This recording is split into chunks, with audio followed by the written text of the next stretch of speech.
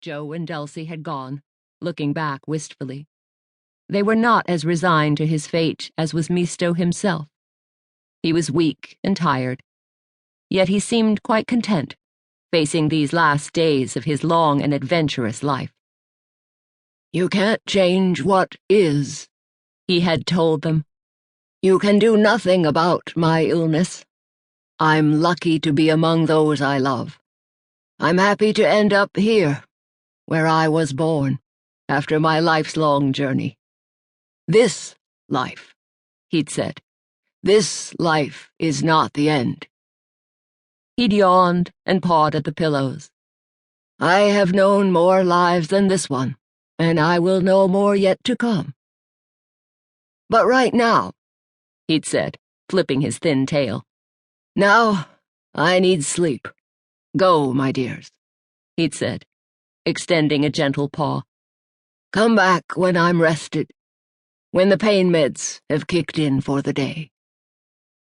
As Joe and Dulcie turned away, Misto had given Dulcie a secret and conspiratorial smile. Joe, catching his look, continued even now to puzzle over it, though he had asked no question. He trotted away beside Dulcie in silence as the old yellow tomcat rolled over and started to snore. Joe had waited for Dulcie to explain, yet she'd said nothing. What secret was this? What could be so urgent that his lady would keep it from him? While Misto's malaise left both cats steeped in sadness, Dulcie had shared her deepest conscience, her most private thoughts, only with the old yellow Tom. Earlier that morning, before Joe arrived at Misto's cottage, when Dulcie and the old cat were alone together, he'd given her a deep, steady look. "Life and death hang in balance now, Dulcie. My life is ending, but you, alone, guard new lives." How could he know that? She had looked at him, shocked, her green eyes wide. But then she smiled. Of course, Misto would know her most private secret. How often did the old cat know what was in another cat's mind, what lay hidden in the past, or even ahead in the future? How often did Misto divine secrets Dulcie could never dream? "As the end of my days draws near," he'd said, "3 bright new lives have begun for you, my dear. Oh, yes," he'd said, twitching a whisker. 3 dear little lives snuggled safe and warm in your most secret world. And," Misto had said, studying her, "you have not yet told Joe Grey." She had told no one, except her human housemate, because how could she not tell Wilma when Dulcie threw up her breakfast every morning?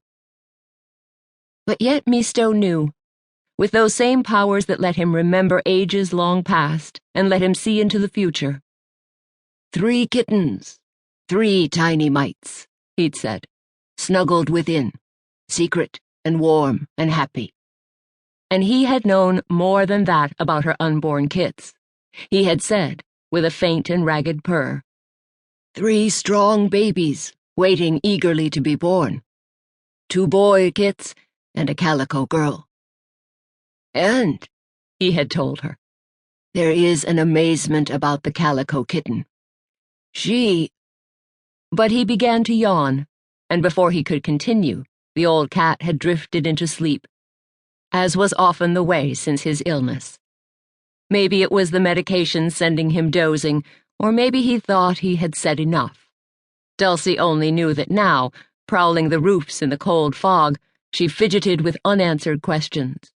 What had Misto started to tell her? What about her girl kitten? What amazement?